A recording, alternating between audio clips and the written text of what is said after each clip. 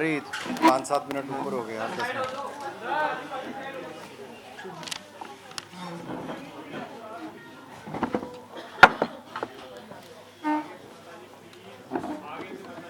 Hello hello hello, start करिए। 2 minute.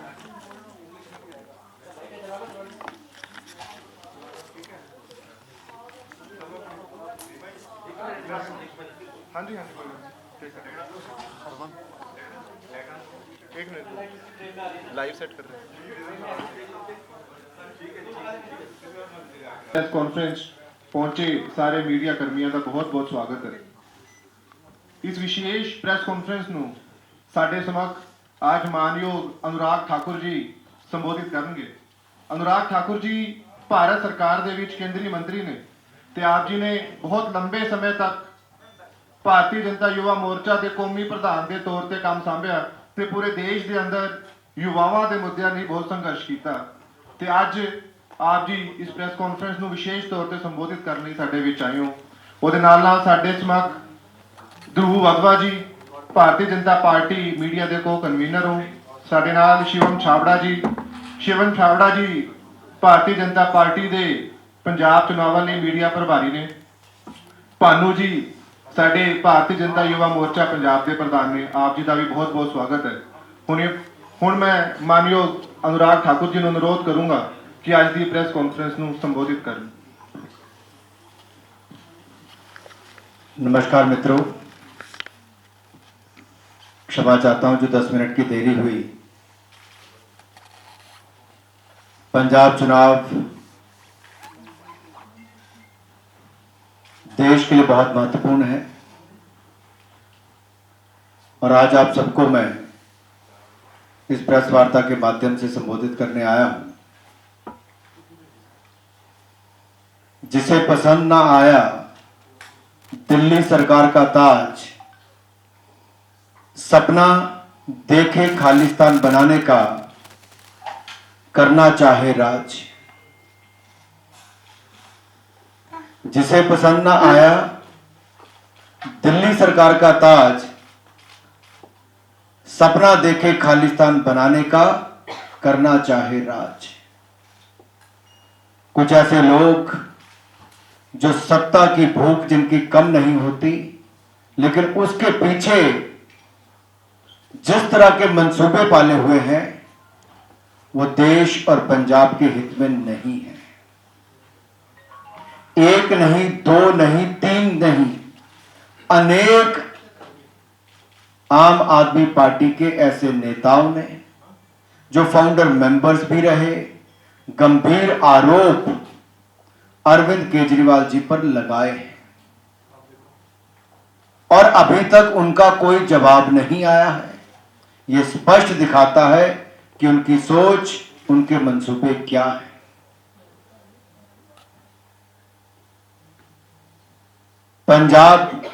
Punjabi ते पंजाबियत विरोधी होंदे कई उदाहरण ने। दिल्ली ही देख ले, दिल्ली की सरकार में जो दिल्ली की सरकार है अरविंद केजरीवाल जी की, एक भी पंजाबी मंत्री नहीं है, एक भी सिख मंत्री नहीं है, एक भी महिला मंत्री नहीं है। यही नहीं, पंजाबी टीचर्स की भर्ती करनी थी, भर्ती करना तो दूर, जो थे उनको भी बाहर करने का काम केजरीवाल सरकार ने करने का किया है। ना पंजाब का हित, ना पंजाबियत का हित, ना पंजाबी का हित इनके मन में कभी। ये बात तो करते हैं नशा मुक्त पंजाब करने की। नशा मुक्त पंजाब करने के लिए चुनते हैं भगवंत मान जी को। उन समझ नहीं आता, नशा मुक्त करोगे, नशा मुक्त करोगे।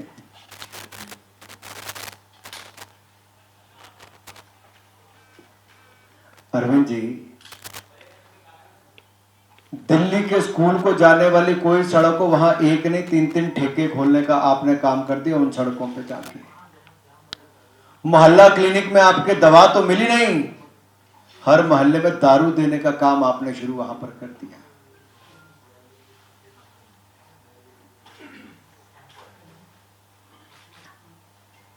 ये करेंगे पंजाब को नशा मुक्त। और बड़ा सवाल यह भी खड़ा होता है कि अपनी बैठकों में अरविंद केजरीवाल जी कहते हैं कि SC ST OBC की रिजर्वेशन खत्म कर देंगे। मेरा सवाल इनसे यह है कि आखिर Arvind Kejriwal ji SC ST OBC की रिजर्वेशन क्यों खत्म करना चाहते हैं? जो पिछड़े हैं, वंचित हैं, अनुसूचित जाति जनजाति पिछड़ा वर्ग के हैं, उनकी रिजर्वेशन खत्म करने की मंशा अरविंद केजरीवाल जी की क्यों है? इसके पीछे सोच क्या है?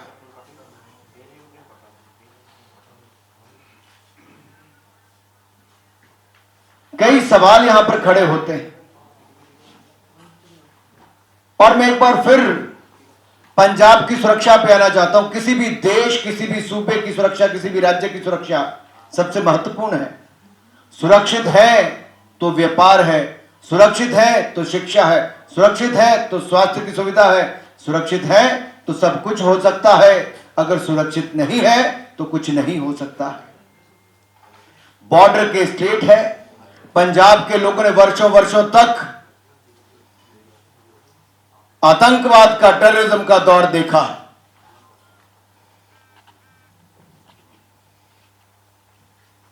और ये जो खालिस्तान का ताज पहनना चाहते हैं, ये जो सपने सजोए बैठे हैं, पंजाब की जनता इसको कभी मंजूर नहीं करेगी। 2017 में मोगा में जिनके घर जाकर रहे, वो खालिस्तानी समर्थक भी थे। वहां क्या प्लान बनते थे, शायद वो भी इनको बाहर बताने चाहिए कि क्या क्या प्लान बनाते थे।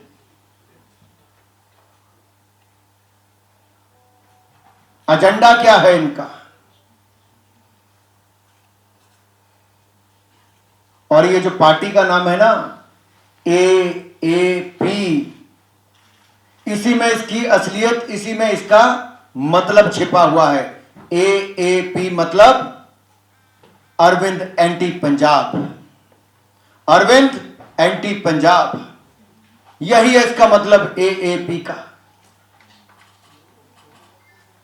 जो पंजाब का मुख्यमंत्री बनने के साथ साथ खालिस्तान का प्रधानमंत्री बनने का भी सोच रखते हो, ऐसे आरोपी नहीं, ऐसे उनके साथियों ने बार बार कहा है। एक ने नहीं, कईयों ने कहा। अरविंद एंटी पंजाब पंजाब को कभी मंजूर नहीं होगा। पंजाब, पंजाबी, पंजाबियत के विरोध करने वाले अरविंद एंटी पंजाब कभी पंजाब को मंजूर नहीं होंगे। अब आप बोलोगे चन्नी जी की भी थोड़ी बात कर दो। मैं तो ये कहूंगा,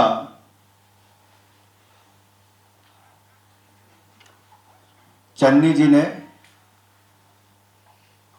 राज किया दिन 111, कमाए नोट हो गए 9-2-11। चन्नी जी ने राज किया दिन 111, कमाए नोट, भ्रष्टाचार तो हो गए 9-2-11। जो तो भतीजा फड़िया गया तो कहते मेरी कोई जिम्मेदारी नहीं, मेरा कोई लेना देना नहीं। प्रधानमंत्री जी की सुरक्षा पे सेंध लगी तो कहते मेरी कोई जिम्मेदारी नहीं। यहां तक कि पंजाब के लोगों से पूछो, ट्रांसफर तक जो मुख्यमंत्री नहीं कर पाए, टॉस करके जो ट्रांसफरों की बात करे, तो आपको निर्णय करने वाला नेता चाहिए कि टॉस करा के निर्णय करने वाला चाहिए? कल को पंजाब में अगर कोई निर्णय लेने की बात आएगी तो बोलेगा हेड्स आएगा तो ये, टेल्स आएगा तो ये।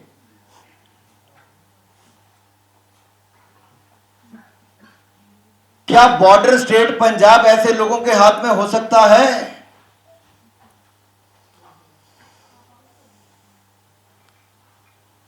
कांग्रेस ने वायदा किया था 5 साल पहले, ना राहुल जी ना प्रियंका जी इसका कोई जवाब नहीं दे रहे। उन्होंने कहा था नशा मुक्त पंजाब करेंगे। हुआ क्या? इन्होंने कहा था कर्जा मुक्त किसान करेंगे, हुआ क्या? सुरक्षित पंजाब करेंगे, हुआ क्या? गैंग मुक्त पंजाब करेंगे, हुआ क्या? उल्टा इनके तो जेलों से गैंग चल रही हैं, पंजाब के लोगों को पता है। राहुल जी, प्रियंका जी को जवाब देना होगा, चन्नी जी को जवाब देना होगा कि किसानों के कर्जे माफ क्यों नहीं किए, नशा मुक्त पंजाब क्यों नहीं किया, हर घर से नौकरी देने का वायदा पूरा क्यों नहीं किया। ये 5 साल के बाद इधर उधर भटकने के जो काम करते हैं, इससे काम नहीं चलने वाला है। और जहां तक ईडी की बात है, भ्रष्टाचार के खिलाफ कार्रवाई देश में होती है, लगातार हो रही है, और काले धन के खिलाफ ये कार्रवाई आगे भी होती रहेगी।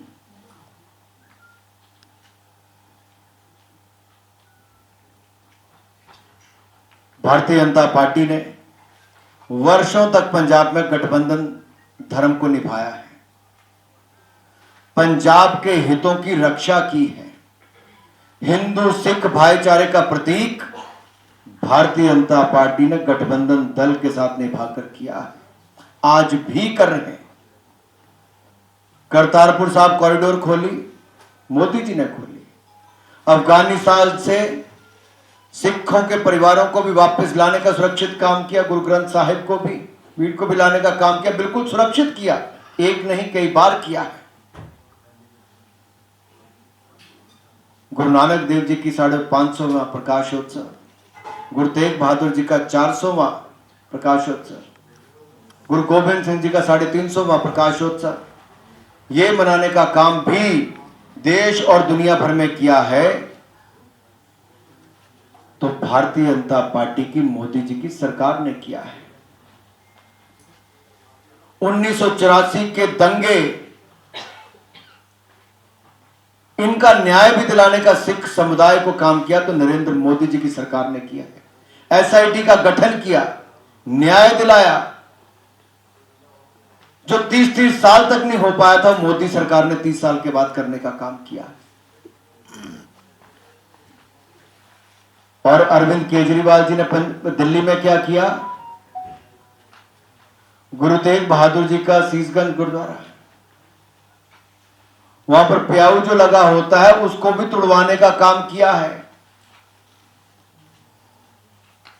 ये पंजाब में क्या करेंगे? अगर दिल्ली में ही पंजाबी दूसरे नंबर की भाषा थी, अरविंद केजरीवाल जी ने पंजाबी भाषा को साइड पे कर दिया, उर्दू को स्थान दे दिया। पंजाबी मंत्री नहीं बनाया, सिख मंत्री नहीं बनाया, महिला मंत्री नहीं बनाई, पंजाबी टीचर नहीं रखे, लेकिन पंजाब में वोटें मांगने, झूठे वायदे करने आ जाते हैं। इसलिए चुनाव की बेला पर पंजाब के भाई और बहनों से मैं कहना चाहता हूं, यह बहुत जरूरी है समझना इनके पीछे इनकी सोच क्या है। खालिस्तान समर्थकों के घरों पर सोना, प्लान करना, खालिस्तान का प्रधानमंत्री बनने तक के सपने देखना इनके लोगों ने कहा है, ये अपने आप में बहुत बड़े प्रश्न चिन्ह खड़े करता है।